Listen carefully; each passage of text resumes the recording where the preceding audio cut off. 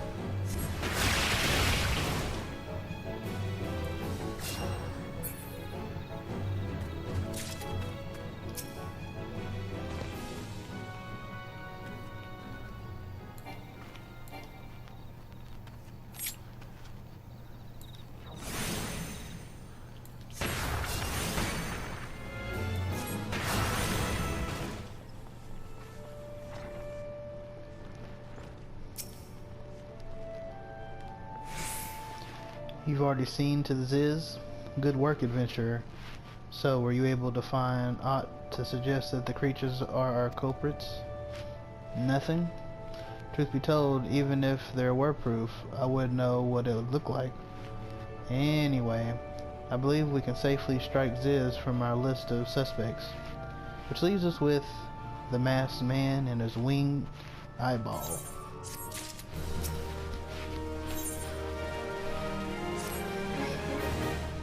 There's something else I heard about the deaths. It appears all the victims have been comely maidens, or comely maidens. I'd better watch myself, eh? And no. Sigh. Unseemly japes aside, there's a rumor been going around. There's some as whisper that after each victim died, her rancor went into the great big rock southwest of here, causing it to flash and to moan. This bears investigating, I reckon. I'm going to give you a fire sand stick to blow off a piece of that crag. The stick doesn't come with a fuse or anything, so you have to throw the thing. Once you've torn the rock a new one, bring back some of the fragments and I'll give them a gander.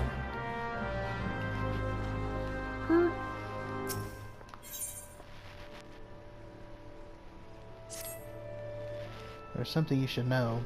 I've been keeping this to myself, lest I worsen Medred's paranoia, but I too have seen the winged eyeball.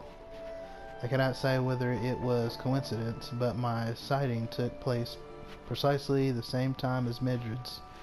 I was heading home after a day of digging when a shadow fell over me. Looking up, I found myself locked in a gaze with a giant eyeball. I let out a scream at the top of my lungs and ran without once looking back. This happened at the rock area west of here, in case you had a mind to investigate. Well, I'm going in that direction anyway, so why not?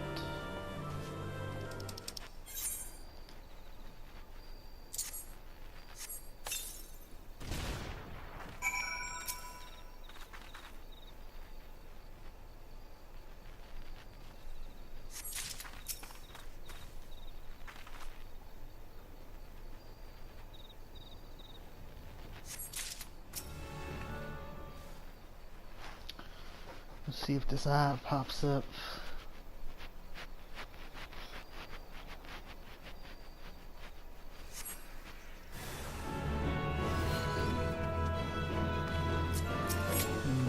Nope.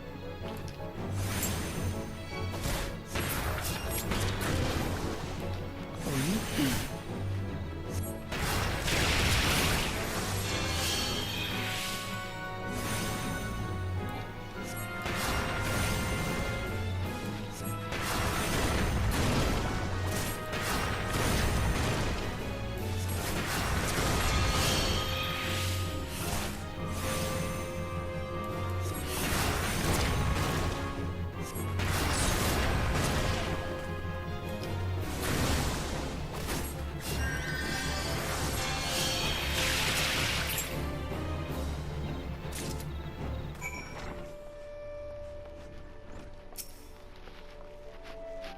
Most folk are too scared to go within 100 yalms of the Rock of Rancor.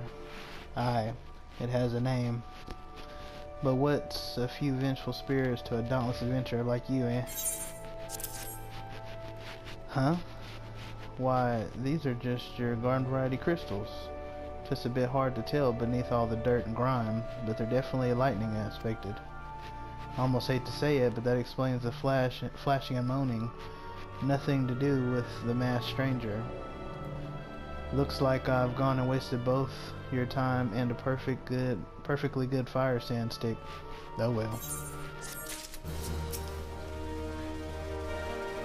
A monstrous Banemite appeared, and you slew it? That creature had long been a scourge upon the folk of Fogward. Intentional or no, you have done us a great service. You have my gratitude. This does make me wonder, was it truly a winged eyeball I saw, or merely a trick of light combined with blind panic? It was probably real. It was probably real. Edric, they've been useless. Help her brother out.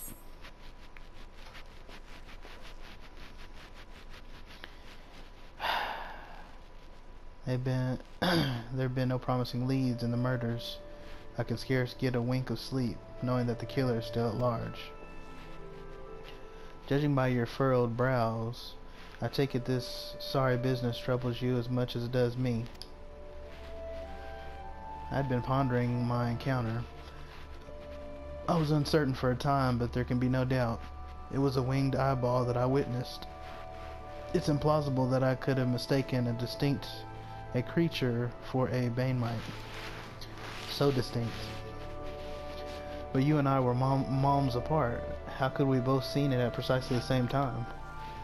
What's more, our venture friend here had a run-in with the Banemite at the very spot you claimed to see that fiendish eyeball. Isn't that right? There must be an explanation. I know I saw an eyeball with wings. Oh, he's serious. But listen, mayhap it's not as mysterious as we're making it out to be. There's no reason why there couldn't be... Gods, of course. There must be more than one of the buggers. It's so obvious. But then that means, since there have been repeated sightings of these fiends, then there must be even more victims as yet undiscovered. Boop. I do believe we're out of our depth. We ought to leave the rest to the expert. Yes, we're just civilians after all. Good luck, adventurer. It was a pleasure knowing you. While I burn to know the truth, some things are best left unknown. Lest you have forgotten, it was at the rocky area to the west that I had my encounter. Should you discover aught of note, you will want to alert the authorities. There is a guardhouse nearby. The serpents there should be pleased for any information that pertains to the security of the region. Well, the big fat goose chase.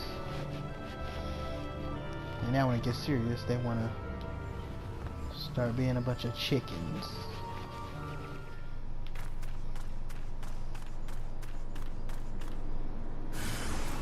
Oh!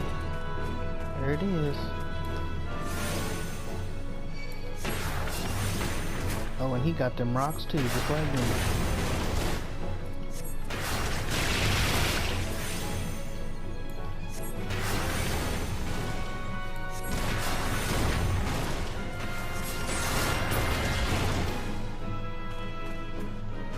But they ain't strong enough.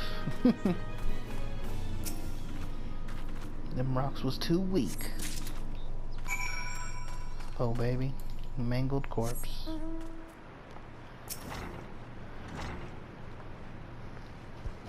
Greetings, adventurer. Is there aught I might assist you with? I got a mangled corpse! Gods be good, not again. No matter how many bodies I see, I cannot seem to get used to the horrid sight. Poor woman. Identical deaths have been reported in the Central Shroud, while the masked stranger you seek does not seem to feature in any sightings of the winged eyeball common enough.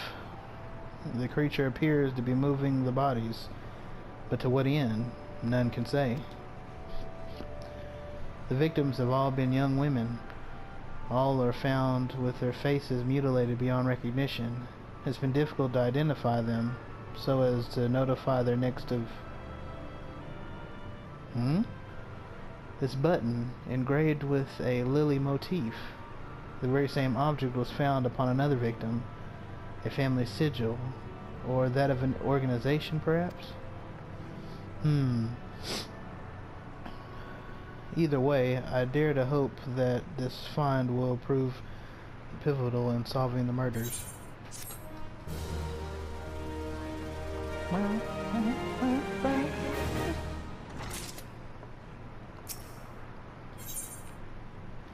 Secret of the White Lily. I would have you hold on to the lily button. You will need it to continue your investigation. While it isn't standard procedure to entrust key evidence to individuals, you have proven yourself reliable and resourceful in this matter. I see no reason why you shouldn't carry on your work. If I might make a suggestion, you may wish to take the button to Gridania and have it examined by Mion. Mayhap someone in her vast network of contacts can shed light upon its sigil. Oh, back to Mother Mion. It's been a while.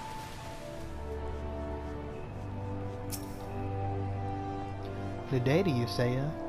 By your grim expression, I suspect you aren't here for scones and herb tea. Well, isn't this a lovely little button? The engraving is quite exquisite. Artisan level quality, I would say. Where did you say you found this? On a dead body. Lovely. Anyway, I'm afraid to not recognize the lily sigil. You'll have to find the answer the old-fashioned way, by asking around. You could do worse than beginning with Bernadette over by the Atherite Plaza. Shows a sharp pair of eyes, that one. Will do, bro. Bernadette. Need help tracking down the owner of a button? That's certainly not a request I receive on a regular basis. Well, go on then. Show me what you have. Seems to be some manner of decorative button, reminiscent of those worn by families of old, though I cannot claim to know its sigil.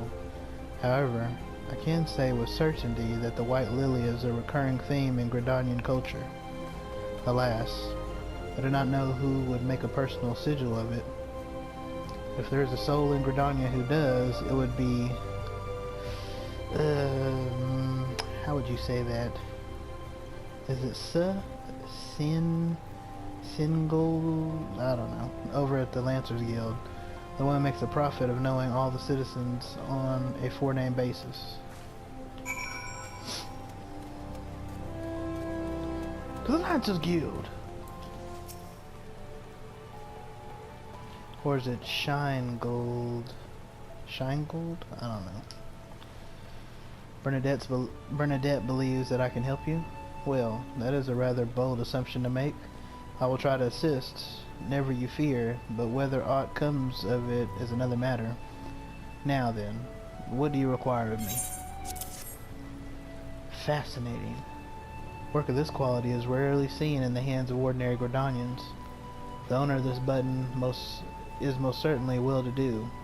You may wish to take your research to Gentry's ward, northwest of here. Wait, a memory comes to me. Of late, there has been a man who is perpetually seated at the bench by the ward's entrance. His name is Ursendale, and I distinctly recall seeing a markedly similar button upon the breast of his jacket. I dare say he can tell you a thing or two about it. Well, let's go talk to this Ursendale. I do not believe we are acquainted. Pray, leave me to my thoughts. The sigil of D'Artencourt's family? How is it that she came to be in possession of this button? From the body of a murdered woman, her face, was it marred in any way? All kinds of marred. I had feared as much. can no longer feign ignorance. I shall reveal to you the truth of the deaths, but on one condition. You promise to put an end to my lady's madness and free her from her torment. What? Very, very interesting. Tell me your story. I was once a manservant in the employ of one of the oldest and proudest families in Gridania, the D'Artancourts. During that time, I had the honor of waiting upon Lady Amadine, mistress of the household. Fair as summer was she, and possessed of a heart befitting her radiance. Alas, the calamity wrought a change in her. Though my lady escaped with her life, death may well have been a kinder fate.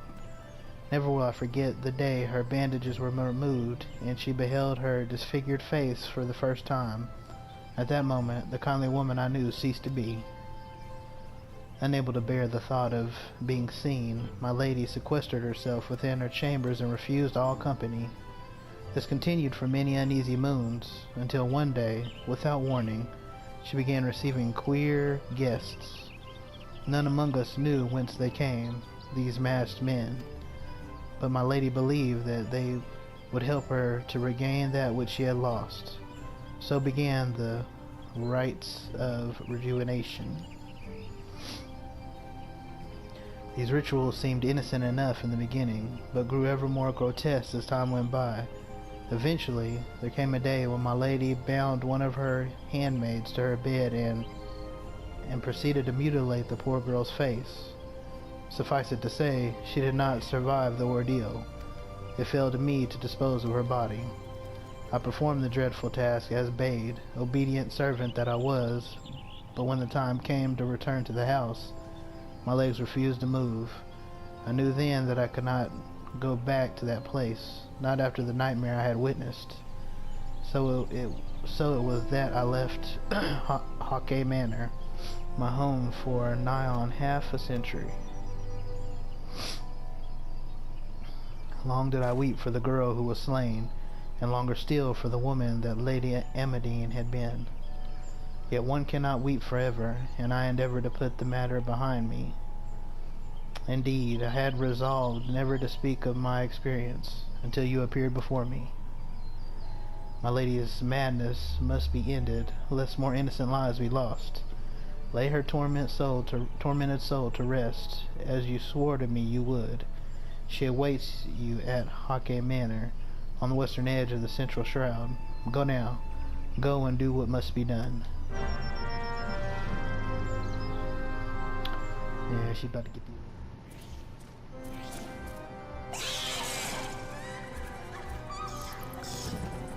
Oh my goodness.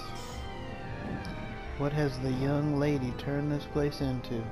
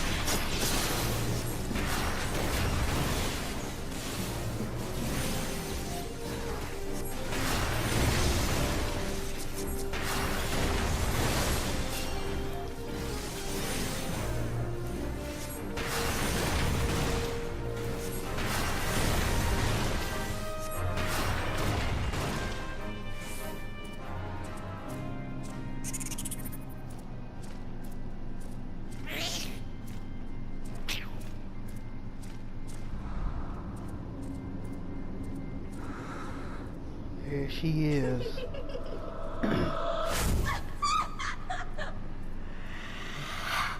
God.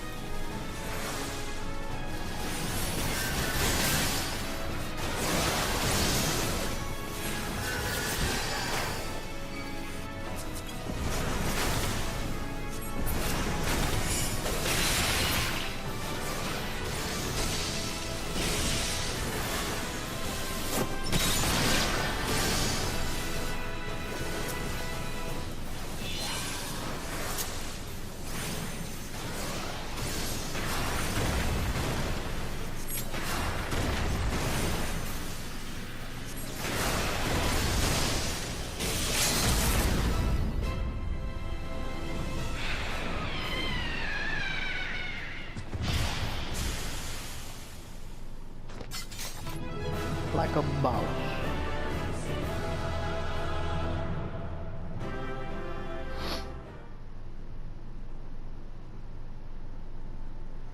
Darkness has taken root within these halls, sprung from the most unlikely of seeds. One cannot help but admire the irrepressible spirit that quickened it to life.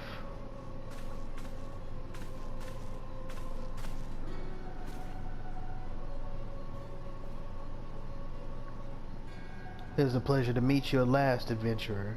You are every bit as intriguing as our master gave us to believe. It is no ordinary mortal who can acquire one crystal of light, much less 3. The crystals make you strong, and it is to that strength that the light is drawn. Heidelin chose well. A pity that your existence is irreconcilable with our own. We cannot well allow you to continue upon your present course. Alas, we came here not to play, but to take the measure of your strength for Master La Brea. That task now accomplished, we take our leave of you.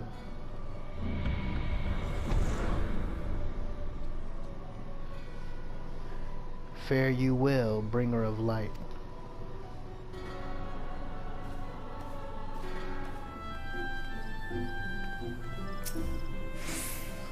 You are returned. What sights awaited you within the manor? What has become of Lady Amandine? You must tell me all. So she went so far as to consort with devils. Would that I could have done more to prevent her fall. May she finally find peace in the beyond.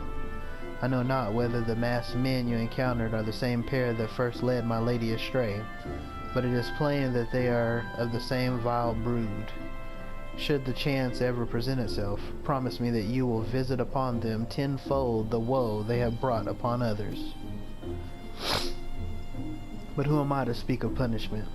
By my silence, I allowed I know not how many innocent young women to die in unspeakable circumstances. It matters not wherefore, through misplaced loyalty, cowardice, or both. I am an abettor to a gross crime. Abettor.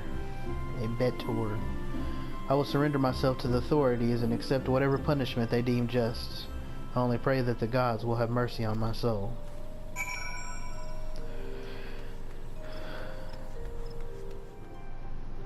Welcome back, Saya. Full glad am I to see you safely return. Tell me, how fared you on your sojourn in the 12 Wood? All kinds of crazy stuff happened.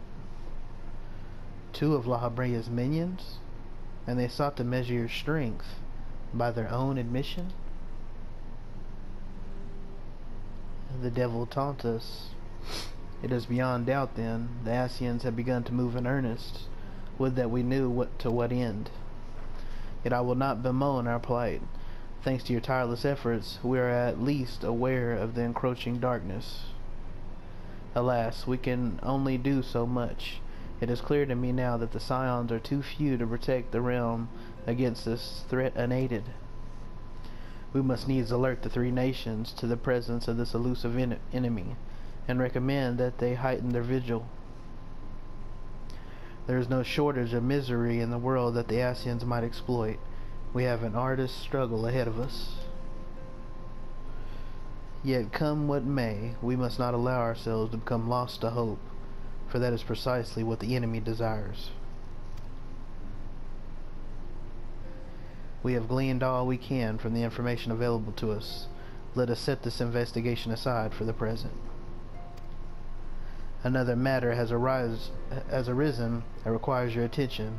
Let me know when you are ready to be briefed, and I will summon the others.